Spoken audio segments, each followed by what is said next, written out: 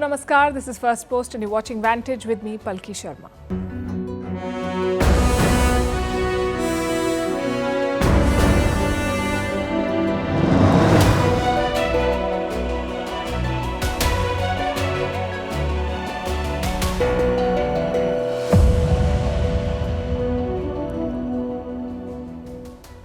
The US-China relationship may have a new pain point, the US dollar. China is betting against it with tens of billions of dollars for the US currency to fall.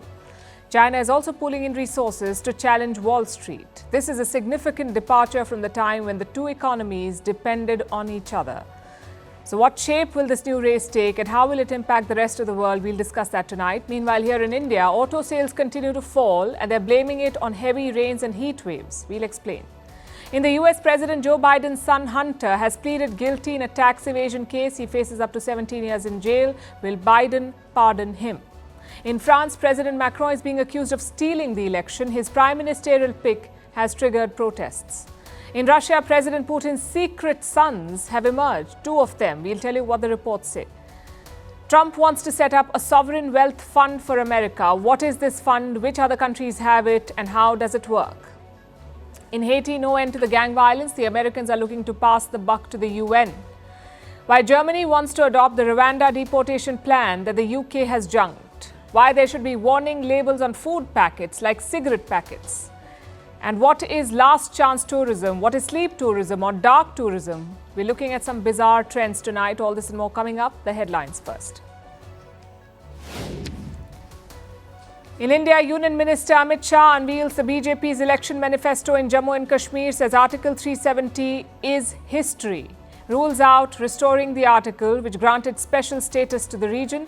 The BJP manifesto makes 25 promises, the first of which is wiping out terrorism. This is Jammu and Kashmir's first assembly election since 2014. Israeli troops leave Jenin in West Bank after a major operation. This ends a deadly 10-day raid in the flashpoint city. The pullout comes amid efforts to secure a ceasefire in Gaza. Israel's military presence on the border between Gaza and Egypt remains a sticking point. Russia vows to curb American media in a tit-for-tat move. The US has sanctioned Russian state-funded news network RT for election meddling, but Russia's move is unlikely to have a major impact. Moscow launched its Ukraine offensive in 2022. Since then, most American media outlets have downsized or pulled their staff from Russia. At least 17 children killed in a fire at a primary school dormitory in central Kenya. The fire broke out overnight while the children were sleeping. More than 150 children were trapped. The cause of the fire is not yet known, but reports say the dorm was overcrowded and violated safety norms. And Paetongtarn Shinawatra, sworn in as Thailand's new Prime Minister. This ends a month of political turmoil where her predecessor was removed from office. The main opposition party was also dissolved. Shinawatra's 36-member cabinet includes 8 women, which is a record for Thailand.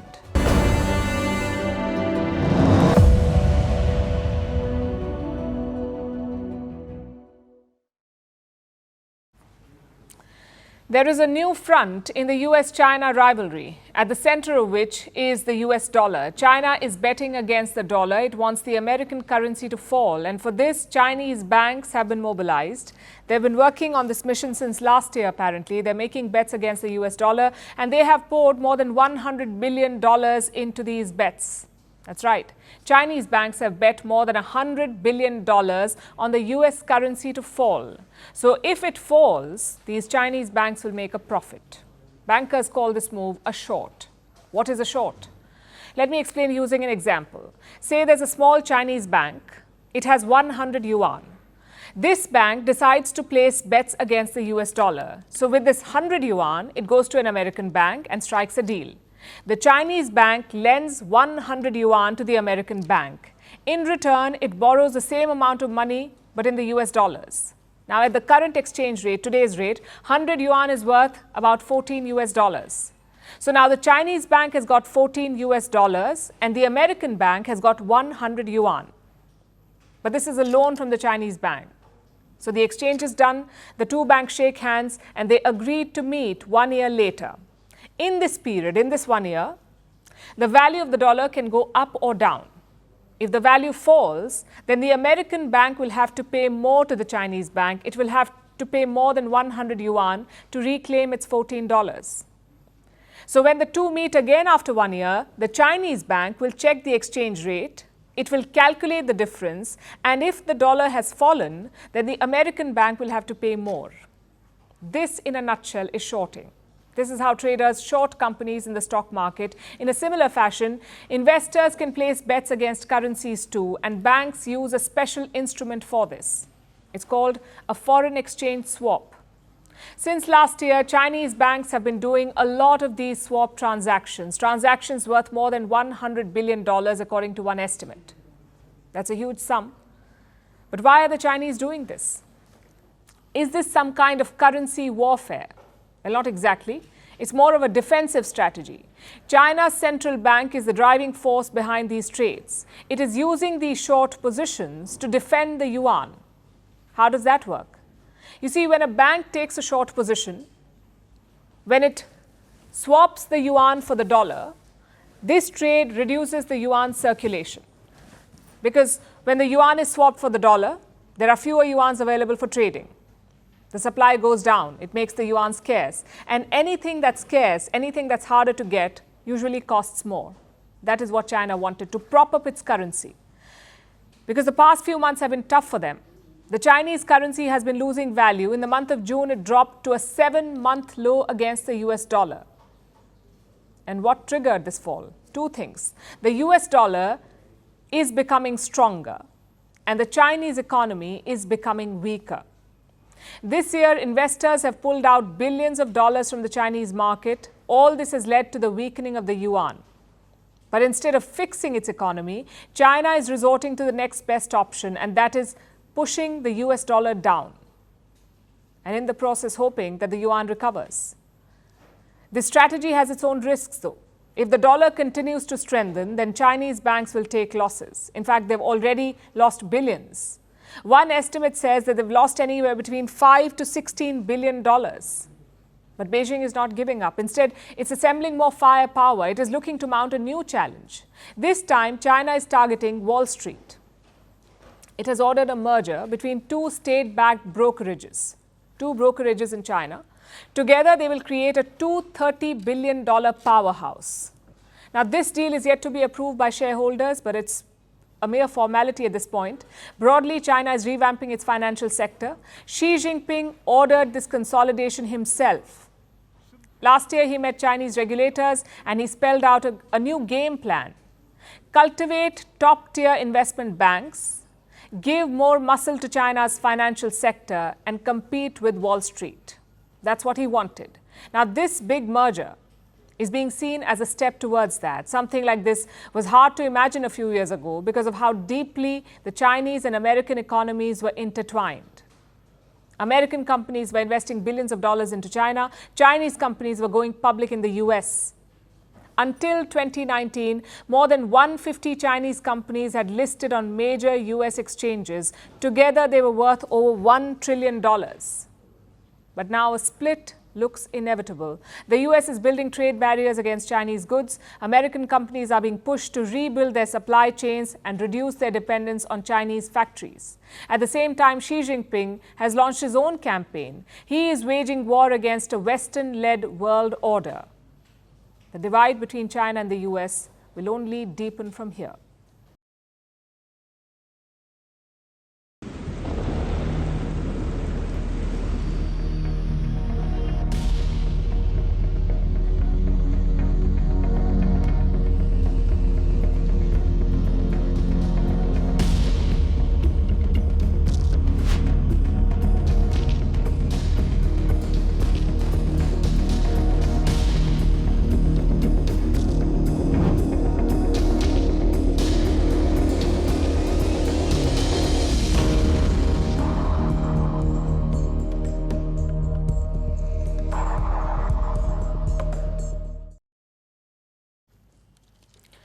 What is the biggest threat to India's economy?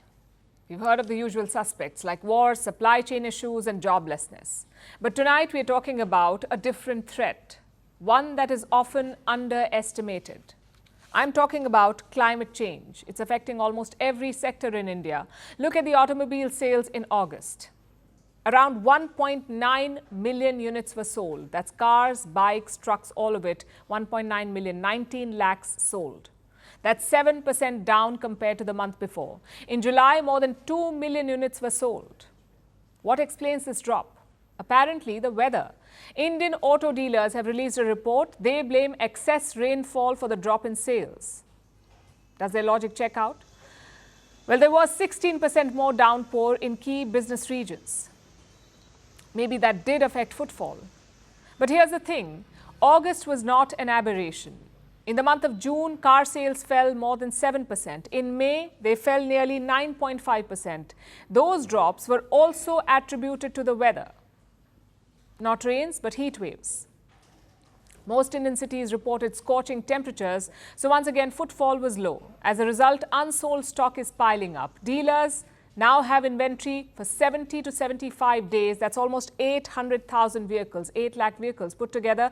This stock is worth 77,000 crore rupees. That's more than $9 billion US dollars. Imagine that, $9 billion worth of unsold stock. The hope is India's festive season will ease the pressure. If not, this could put a lot of dealers in trouble. Now, let me show you another report. Heat waves have become the main driver of India's food inflation. This was not always the case. Historically, rain has been the main factor. A good monsoon would keep prices in check, a bad one would increase them. But now heat is playing a bigger role. Look at India's food inflation in June 2024, almost 9.5%. This came right in the middle of the heat wave. So climate change is hurting the Indian economy, and a lot of companies have admitted this, like Hindustan Lever. The biggest consumer goods company in India, they have called weather the single biggest business risk. Same with Dabur. Their beverage business was hit in the last quarter. Why? Because of unseasonal rains in Western India. Another example is IDFC Bank. Their profits fell 11% in the last quarter. Do you know why? One reason was the floods in Tamil Nadu. You see, IDFC gives out collective loans in rural areas. Instead of one person, a group of people take out this loan. And that business is mostly concentrated in Tamil Nadu, but the floods affected these loans. So the impact is quite clear. Climate change is leading to erratic weather events like intense heat waves, heavier rains and frequent flooding. As a result, Indian businesses are suffering. Just consider this year. We had floods in Kerala, we had floods in Telangana, in Andhra Pradesh, in Assam, in parts of Uttar Pradesh, in Gujarat and in Himachal Pradesh. All of this in just 8 months. Such erratic events have an economic toll, whether it's flash floods or heat waves. The Reserve Bank of India released a report last year. They say 4.5% of India's GDP could be at risk by 2030. Why? Because of heat and humidity. If it's too hot, people will find it hard to work. And when they do work, they will not be as productive. The trend could shave 4.5% from India's GDP. The United Nations paints a darker picture. They say climate change could cost India 35% of its GDP by the end of this century. So clearly, the climate toll is steep. The question is there a solution? Well, you already know the obvious ones. Reduce emissions, invest in green energy, move away from fossil fuels. But these are all long-term goals. We also need short-term ones, like flood-proofing our infrastructure, or climate-resistant farming. Now, to be fair, the government is thinking about it. This year's budget made special allocations for flood relief, especially in vulnerable states like Assam, Uttarakhand, Himachal Pradesh and Bihar. Bihar alone got more than 11,000 crore rupees, so money is being invested, but experts say it's happening too slowly. The foundations of India's economy are still evolving. Now is the time to climate-proof them. If not, will be held hostage by erratic weather.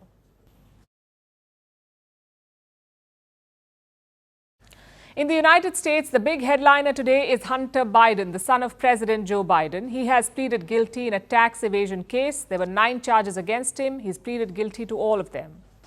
And it's surprising because Hunter Biden was supposed to go on trial this Thursday. At the last minute, he's made a U-turn and pleaded guilty. The question is, why did he do that? Will the president's son now go to jail? And more importantly, can Joe Biden, the president, pardon him? Let's look at Hunter Biden first, the proverbial problem child. He's had his fair share of struggles and scandals. Hunter was 2 years old when his mother and sister died in a car crash. As a teenager, he started drinking and using drugs. Soon he was going in and out of rehab. In 2013, he signed up for the US Navy, but on the very first day he was discharged. That's because he tested positive for cocaine. In 2015, his brother Beau Biden died, and that led to another round of drug abuse. In 2018, he bought a gun, and he did it under the influence of drugs. Meanwhile, his business dealings are also being questioned, especially his foreign business interests, from the time when his father was vice president. Then there was the infamous laptop case. Embarrassing emails and images were revealed. There was incriminating evidence against Hunter Biden and his father, all of which set off a controversy. So Hunter has always been under the scanner, and it's taken a heavy toll on Joe Biden and his career. Which brings us to this particular case. This one is about tax evasion. Hunter Biden was found guilty on 9 counts, 3 felony tax offenses and 6 misdemeanor offenses. He failed to pay taxes worth $1.4 million. This was from 2016 to 2019. And not just that, he also tried to evade taxes by showing personal expenses as business expenses.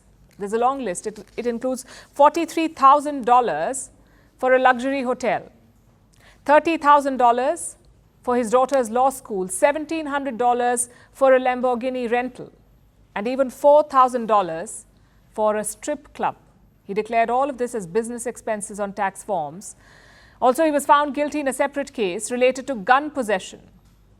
It made him the first criminally convicted son of a sitting US president, so it has been rough. This investigation began in 2018. In July 2023, Hunter Biden got a plea deal. He would admit to a few offenses and he wouldn't be jailed. The Republicans called it a sweetheart deal, but it fell apart. Prosecutors said that they were indicting Hunter, and Republicans seized the opportunity. They opened an impeachment inquiry into Joe Biden. Not much came out of it, but it was basically a symbolic move to corner the president over his son's criminal record. Which brings us to Hunter Biden's trial. It was supposed to start this Thursday. More than 120 jurors were gathered. It was expected to be a slugfest. So his attorneys made a last-ditch effort. They called for an Alford plea. It's a kind of guilty plea in which the defendant accepts the court's judgment. But there's a catch. They still maintain their innocence. They accept the judgment but maintain innocence. The prosecutors refused this, and that is when Hunter Biden made a U-turn. He pleaded guilty on all 9 counts. His lawyers say it was a unilateral move, and it caught even the prosecutors by surprise. So why did he do it? Why did Hunter Biden do it? Well, we have a statement here. It says, and I quote, "I will not subject my family to more pain, more invasions of privacy and needless embarrassment. For all I have put them through over the years, I can spare them this."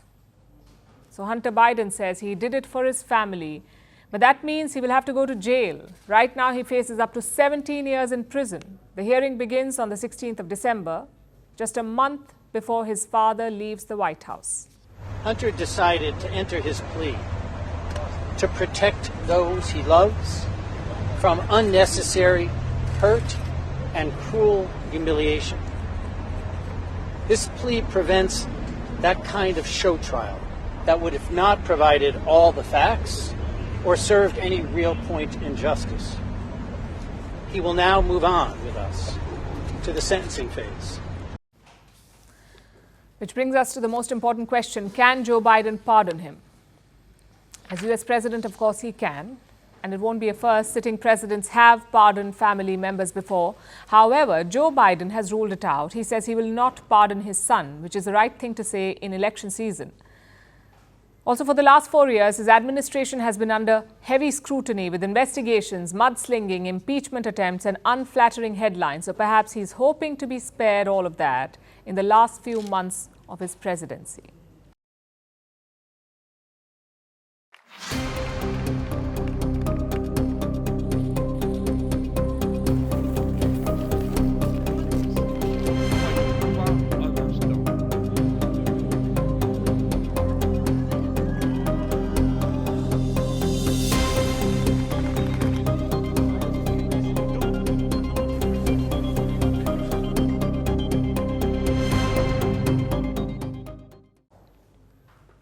This story is about one man, French President Emmanuel Macron, a self-proclaimed champion of democracy, although right now he's not championing it, he's butchering it.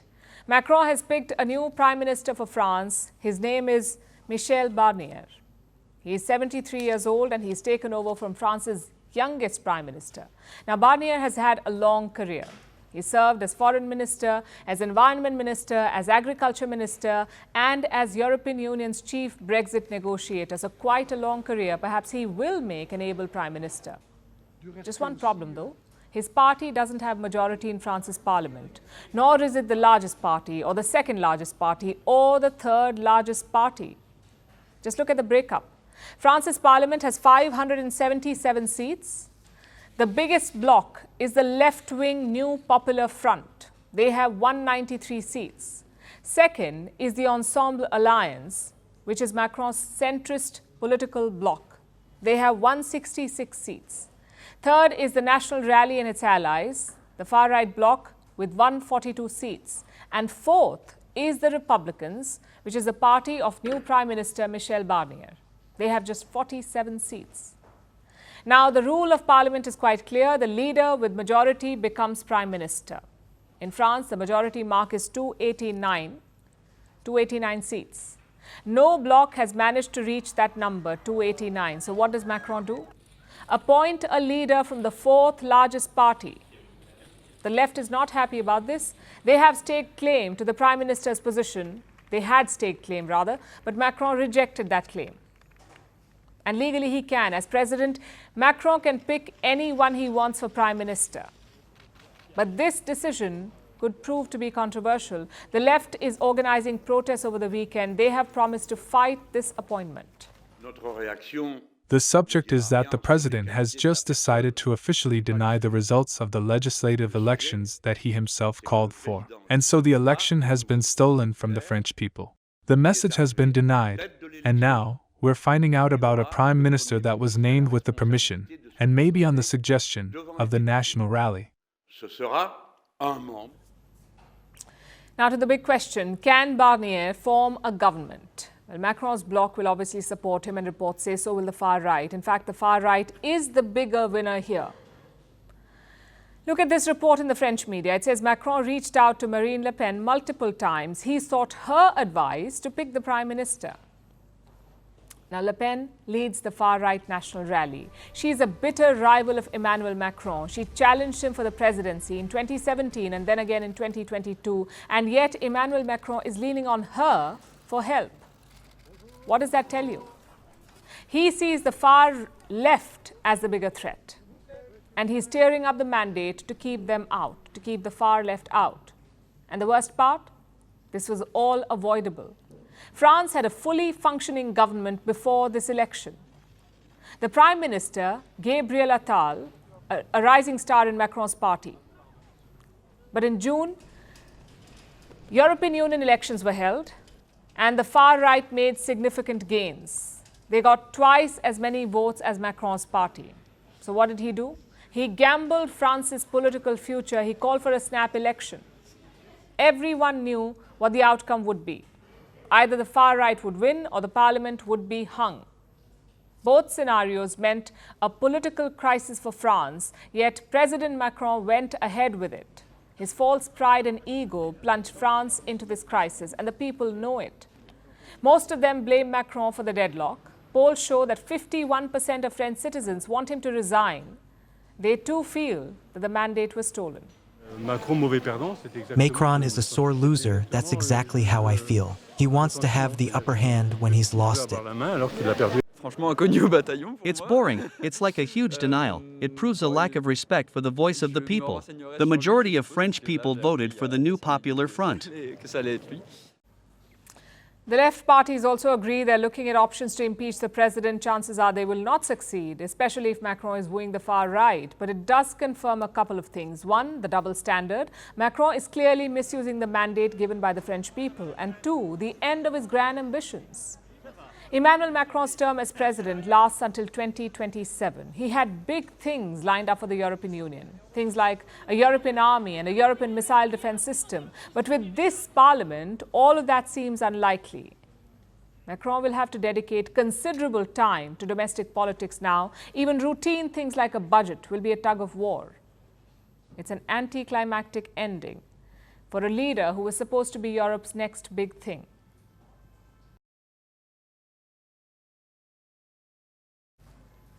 Our next story is about the Russian president. We know a lot about his politics and policies, but not much about his personal life. That's because Putin keeps it very secret. But now a new report has revealed new details about his life. Apparently, Putin has 2 sons. He had them with the Russian gymnast. They live in a mansion away from Moscow and lead a very secluded life, surrounded by nannies, tutors, and security agents. The family goes for holidays together, and no one is allowed to scold the sons, except, of course, Putin himself. His elder son is said to love Disney. We're not sure how Putin feels about that, considering he hates everything Western. Our next report tells you about Putin's secret sons. In 2015, Ivan was born at the Santana Maternity Clinic. It's located in Switzerland's Lugano. Vladimir Putin was informed right after. Sources say he was so happy, he shouted, "Finally a boy," because Ivan's was the first of the Russian president's 2 secret sons. The second, Vladimir Putin Jr., was born in 2019, this time in Moscow. So why are they secret? Because Putin has never talked about them or even acknowledged their presence. Putin's personal life is a mystery, but a new report has now unraveled it. You see, Putin was married before to this woman, Lyudmila Putina. She used to be a flight attendant on Aeroflot, the Russian carrier. They met at a concert. The 2 got married in 1983. The couple had 2 children, Maria Vorontsova and Katerina Tikhonova. Putin has always been guarded about them. He's never publicly revealed their identities. The Russian president got divorced in 2013, but he was allegedly dating Alina Kabaeva since 2008. She's a former Russian gymnast. She even took part in the Olympics. In 2005, Putin even presented her with an award. Of course, the Kremlin denied the relationship. But a new report has now exposed intimate details. It's with Alina Kabaeva that Putin had 2 sons. They live in a mansion in the Valdai National Park. It's located in northwest of Moscow. The estate is obviously owned by Putin. The security around the mansion and the family is tight. So what does their life look like? Well, the 2 kids have governesses, tutors, and sports coaches. They're surrounded by them. They hardly meet anyone their age, so most of their time is spent alone. And these tutors come at a hefty price. One recent job posting for an English teacher promised a salary of $10,000. This is along with paid accommodation and a 5-day work week. But of course, there are strict rules. Leaving the residence is forbidden. Plus, the candidate must go through medical exams. The boys usually see their parents only at night. Sometimes at big celebrations, they can meet other children. But all of this is very hush-hush. Anyone who wants to visit Valdai must isolate for 2 weeks. The kids even have their own mugs and can only drink water from them. But like any other family, they do take holidays. Their summers are spent on yachts. It's only on safe waters.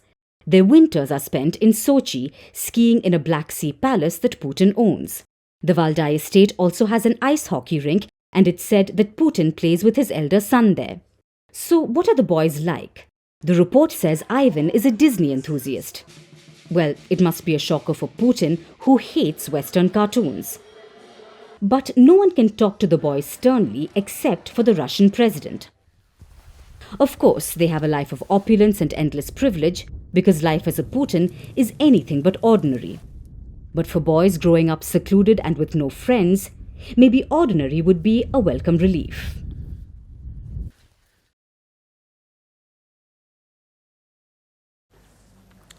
Donald Trump knows how to capture the imagination of voters. Look at some of his bold and ambitious ideas. The border wall, a space force.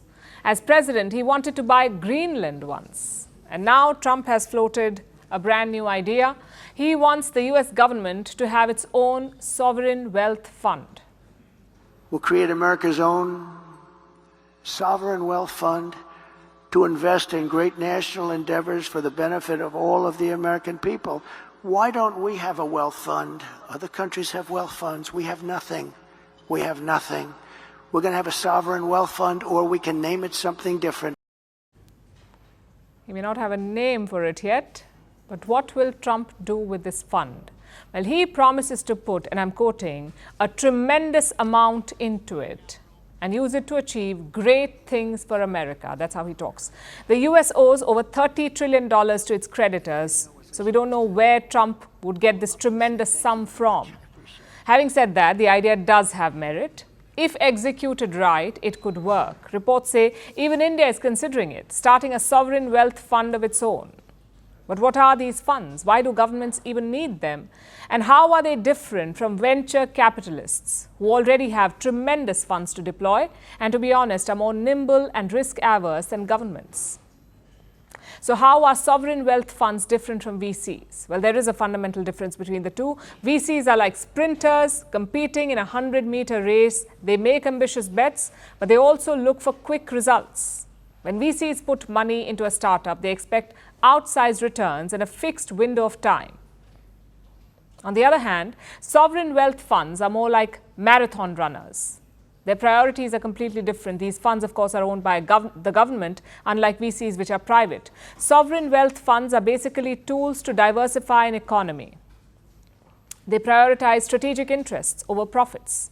They focus on building multiple streams of income over decades. Countries with oil money were among the first to start them. Kuwait launched the world's first sovereign wealth fund way back in the 1950s. The idea was quite simple. Oil revenues were filling their coffers. The kingdom had surplus money lying around, so they decided to deploy this money to build revenue streams beyond oil. Today, the Kuwaiti fund has more than $800 billion in assets. And the world over, there are more than 70 sovereign wealth funds, 70. Together, they have more than $6 trillion in assets. 59% of these funds get their money from energy revenues. And what's the world's biggest fund? The Norwegian government's pension fund. It is worth well over $1 trillion. This fund was started in 1967. Again, it was financed by oil revenues. By 2017, it had shares in over 9,000 companies. Norway's fund is among the world's biggest stock market investors today, and that's a lot of financial firepower. Which other areas does the Norwegian fund invest in? Well, more than 70% of its assets are in equities, and they have made a big bet on the tech sector. Norway has holdings in some of the world's biggest tech companies like Apple, Microsoft, Alphabet, which is the parent company of Google, Amazon, and chipmaker Nvidia. The Norwegian fund has put money in all of them. We're talking about investments worth more than $100 billion. Norway's fund managers are also betting on climate transition. Consider what the fund's CEO said earlier this year, and I'm quoting, "We think it is part of long-term investing. You really need to care about the impact that companies have on the environment. Otherwise, you're not going to make good long-term investing." So they're keeping an eye on the future. That's what major sovereign wealth funds do. They invest in solving the problems of tomorrow. So investments in the tech sector, climate transition, healthcare, these are all fairly common. Take the example of the Saudi investment fund. It is backing companies like Uber and Nvidia. Qatar's sovereign wealth fund has big investments in healthcare, including vaccine maker CureVac.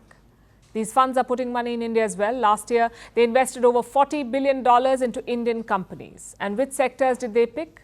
Healthcare, entertainment, renewables, and space. Again, futuristic and forward-looking industries. So if India, or Donald Trump for that matter, plan to launch a new fund, there are lots of global peers to take inspiration from. The focus should not be on just building a large portfolio of investments. They must have a long-term horizon. These funds will work only if they solve real problems for their people, the problems of today and tomorrow.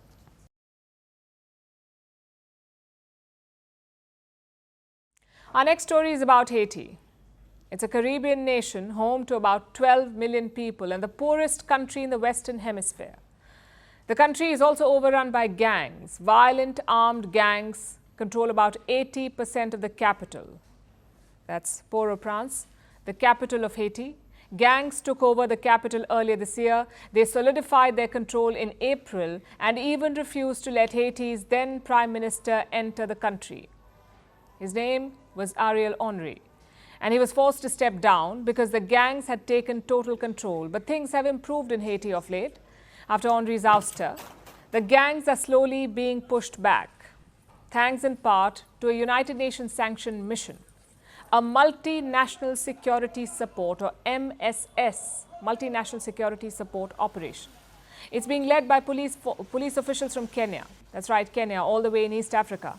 About 400 Kenyan police officers have been in Haiti since June this year. They have been working with the Haitian police to try and wrest control of the capital from gangs. Meanwhile, as Kenyans put their lives on the line, Haiti's biggest neighbor has been watching from the sidelines. That's the US. It's been keeping an eye on Haiti. The unstable country is a headache for Washington. It's a major source of migrants who try and flee the violence-hit nation. So the US wants Haiti to stabilize. But it has been letting Kenya do the dirty work, providing only encouragement and the equivalent of loose change. This arrangement suits the Americans. They want things to continue this way. That is why the US Secretary of State Antony Blinken paid a visit to Haiti yesterday. Before he arrived, Haiti laid out the red carpet in its own unique way.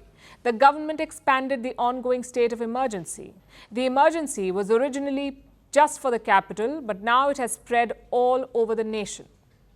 Blinken was in Haiti for just a few hours, and he spoke about the next steps for the country.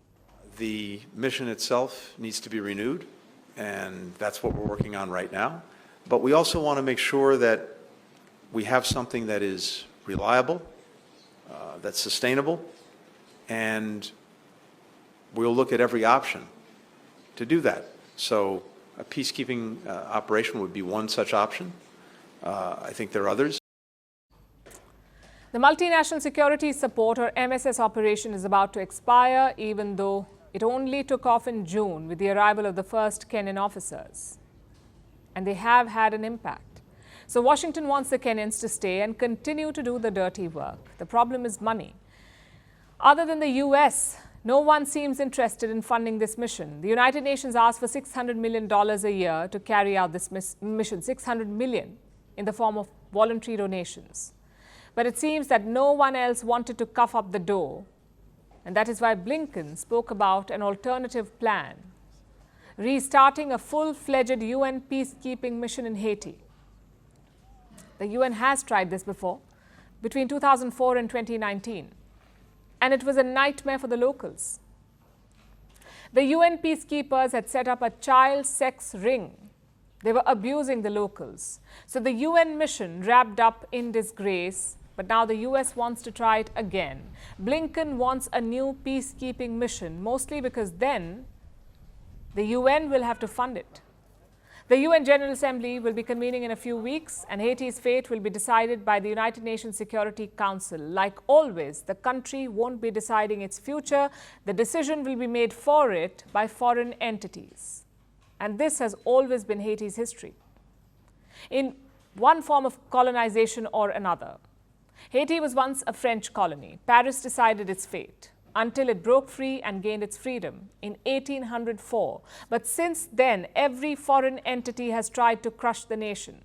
The French returned in 1825, and they extracted a blood price from the newly freed nation.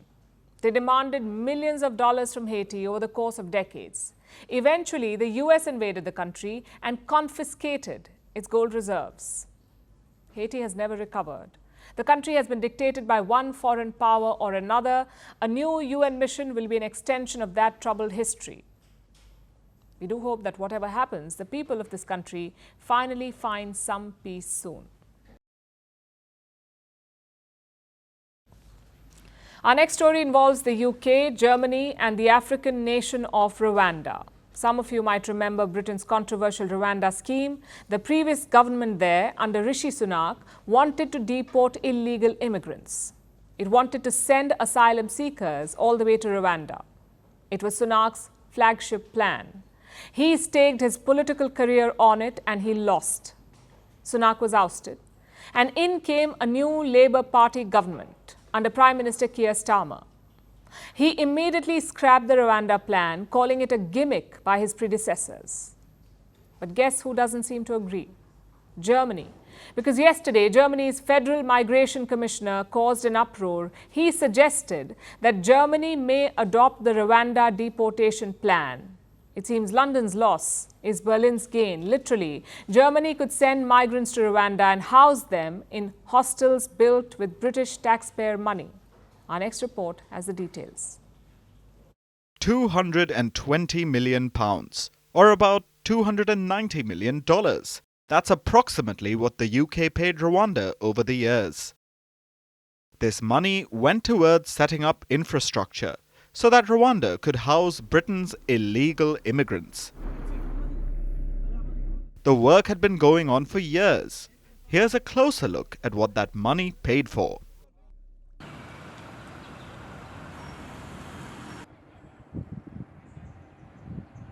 We have the ground for entertainment, where we have the mini football ground, basketball combined with volleyball. We have also the smoking area in different corners of the location. That was Hope Hostel. It's in Rwanda's capital, Kigali. It has been around for years, but it was refurbished a few years ago as part of the infamous, now scrapped, Rwanda deal. The UK had planned to deport asylum seekers. They were going to be sent to Rwanda. The African nation was going to process their asylum requests and decide if they were valid. The people who received asylum would remain in Rwanda. They would not be sent back to Britain. That was the crux of the Rwanda deal. It's why the UK spent so much money. But the entire plan was scrapped earlier this year, when Britain's government changed. The new government believed that the Rwanda scheme would not work, so they decided to cut their losses. But Britain couldn't get back the money that had already been spent. The infrastructure in Rwanda was ready, and it's been sitting idle. It seems Germany has taken note of this, because they seem to be coming up with a Rwanda deal of their own. Germany's Federal Migration Commissioner made a revelation yesterday. He said that migrants coming to Germany via Russia and Belarus could be sent to Rwanda. Germany believes that Russia is sending migrants into Europe as a form of hybrid warfare, so Germany wants to send them elsewhere. And apparently, Rwanda offered to house them in the infrastructure it built using British funds. Members of the previous British government are furious. They believe this vindicates their policy. But the German ambassador to Britain offered a clarification. He said Berlin's plan is different. They don't plan to deport asylum seekers. Instead, their asylum requests will be processed in a third country. Like Rwanda, if the asylum request is approved, the migrants will be allowed to come to Germany. That's a key difference. And Germany also plans to let the United Nations oversee the whole process. The UN's refugee agency, the UNHCR. So there are some differences, but the goal is almost the same. Both the UK and Germany are facing problems due to illegal immigration. Refugees have become a political liability. They have led to widespread public anger in the UK and in Germany. Berlin's solution seems to be sweeping the refugees under the carpet. If they're in Rwanda, they won't be seen, and the German government hopes that out of sight is out of mind. Will this really work? Who knows? But Rwanda can try this out at a minimal cost, because the British already paid to set everything up.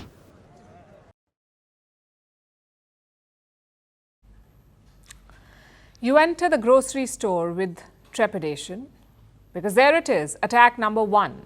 You catch a whiff of the freshly baked goods. You curb the urge to grab a muffin. But then comes attack number 2, the colors, the fancy packaging, and of course, the obvious tells, sugar, salt, chemical additives. But you don't give in. You are practically a racehorse with blinkers and blinders on, until you're met with attack number 3. the haze of aggressive marketing. Low fat, gluten free, keto friendly, when in fact this food is far from being your friend. Yet again, it is junk food. This is what grocery shopping feels like, a high stakes video game where avoiding junk food is not easy. It is addictive, it looks cute, it is cheap, and it is everywhere. Your chocolates, burgers, chips, fizzy drinks, these are the obvious ones. But even baked goods, protein bars, cereals and yogurts.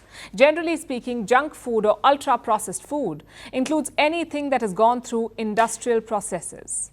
It is ready to eat, it is delicious, and it can kill you. Junk food is directly linked to 32 deadly diseases. As I said, grocery shopping is like a high-stakes game. So what are governments doing about it? Are they increasing taxes on ultra-processed foods? Are they regulating junk food ads? Are they banning junk food sponsorships? Well, rarely. Most governments are simply gaslighting us, the consumers. They tell us, do better, stop eating junk food. So now health campaigners are saying enough is enough. In the UK, campaigners have proposed a solution. Warning labels on everyday food items, mandatory, hard-hitting, cigarette-style warning labels. And it does make sense. Product packaging is not always reliable. Yes, there are nutrition labels, but they resemble a dense Excel sheet table. Who has the time, patience and skill to read them day after day with each product? It's an unrealistic expectation. So yes, warning labels can help. They can reportedly prevent 2 million cases of chronic disease in the UK every year. Of course, the benefits won't be limited to the UK. So far, only 7 countries have warning labels on food products. They look like the stop sign warnings for high amounts of sugar, sodium, fat and calories. And do they work? Extensive research says yes, they do. They help us understand nutritional quality and change purchasing habits. Chile adopted these labels in 2016. 1.5 years later, consumption of sugary drinks dropped by 25%. Uruguay adopted similar measures in 2018. By 2020, 58% people had made changes in their consumption patterns. There are clear benefits here. But it won't be easy to implement warning labels everywhere because food manufacturers won't take it well. Every time this debate comes up, junk food moguls say the plans will be costly. And these costs will be passed on to the consumers. But research disagrees. Let's take the case of Chile again. After warning labels were introduced, they had negligible effects on wages and profit margins. So the problem is not with food warnings or labels per se, it is with the reaction of food makers. They don't like the idea because it would hurt their sales. You see, junk food moguls and big tobacco are quite similar. Both lobby against regulation, both try to make products addictive. Both can lead to premature death and a number of diseases, yet they both continue to make huge profits. So logically, there is no reason why they should not be treated alike. Like tobacco, junk food also needs warning labels because grocery shopping has become a cruel game where the consumer always ends up getting played. Are you planning a vacation? If yes, our next story is for you. Travel is booming the world over. This year, travel is expected to add $11 trillion to the global GDP, meaning 1 in every $10 spent worldwide will be on travel. And some of this travel is being driven by bizarre trends, mostly thanks to social media. There is last chance tourism, extreme tourism, sleep tourism, even dark tourism. Our next report brings you a primer. If 2022 was about the return to travel, 2023 was about revenge travel. And 2024, it seems, is about going one step ahead and adding a little bit of crazy to your travel plans. Because this year, travel is being driven by all kinds of bizarre tourism trends. There's last chance tourism. More tourists are visiting sites that are rapidly vanishing due to climate change, like glaciers and ice caves. This has caused tourism to boom in some countries, especially Iceland. 500,000 people visit the country for glacier tours every year. But there are risks. While global warming is making some sites popular, it's also making them unstable. Glaciers are receding, meltwater is increasing, and sites are more prone to collapse. This is causing rockfalls and landslides. Iceland witnessed this last month when an American tourist died after the ice collapsed while he was on a glacier tour. Another tourist was injured. So with last chance tourism, there is a high risk of accidents. But that's okay with some tourists who are embracing extreme tourism.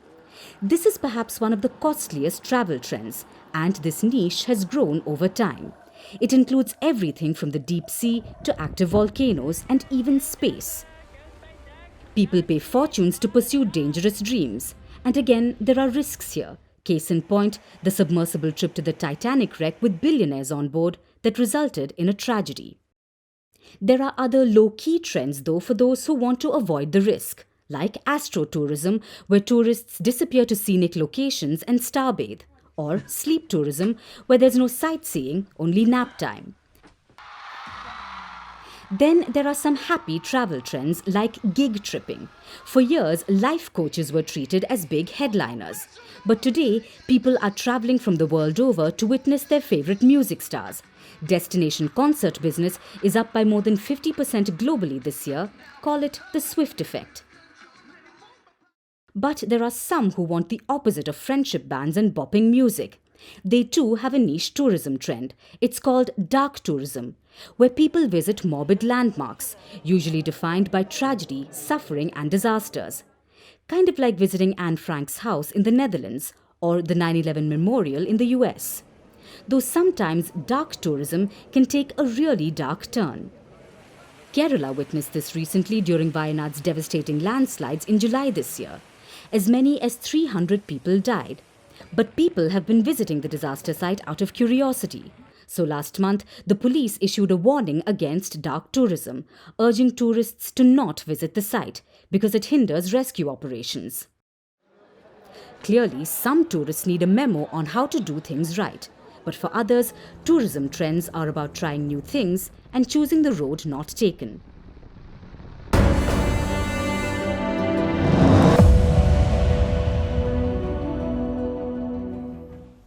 It was another disappointing day for the markets, especially here in India. We had 14 days of bull run, so investors made a lot of money last month, but the last 2 days have backfired. Nifty and Sensex closed more than 1% down.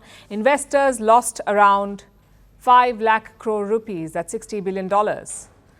Now, this loss is notional. You haven't lost the money yet. If you hold on to your shares, the prices may recover. But if you sell now, you will lose money.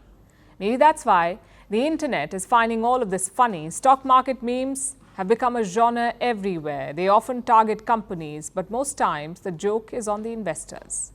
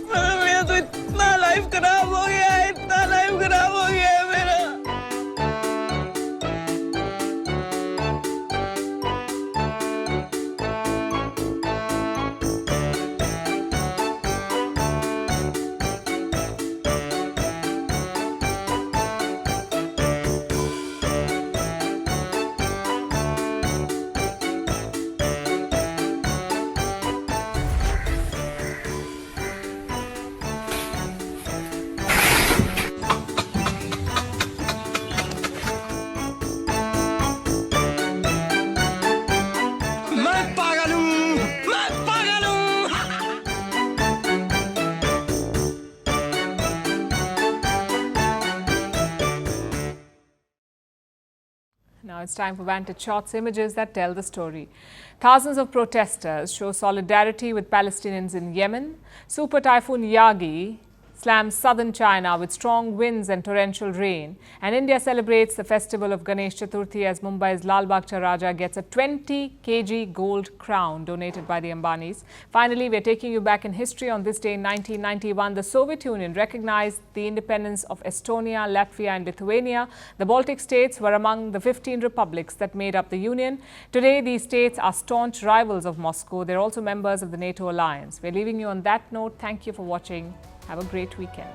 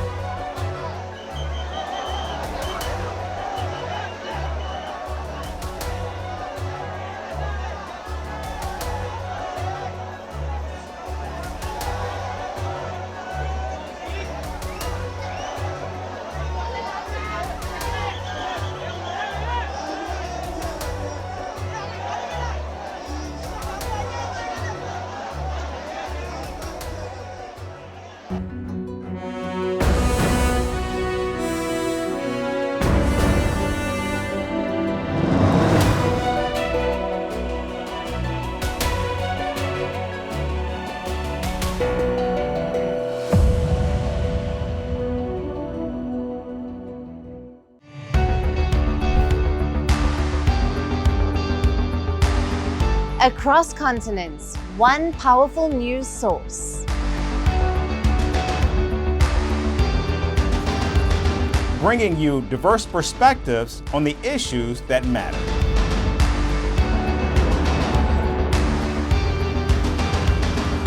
We go beyond the boundaries to give you that little extra about every sporting moment.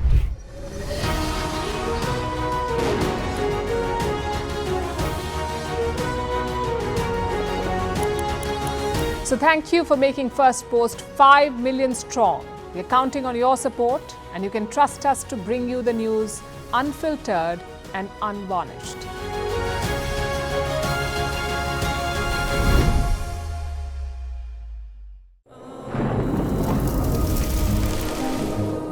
Climate change is on our doorstep.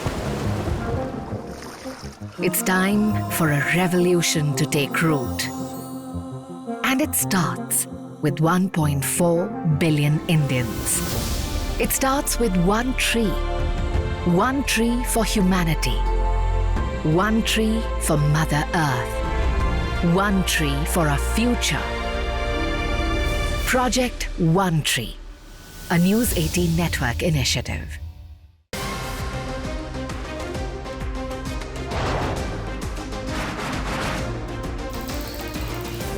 On the show today, the T20 World Cup bandwagon has moved across to the West Indies. What can you expect from this? Hello, I'm Alison Green, coming to you from Durban, South Africa. Today we have a special show. Start with a report on India's shifting nuclear posture. The first time since India officially became a nuclear power. Hello and welcome to Firstpost America. I'm Aaron Ham, coming to you live from the nation's capital.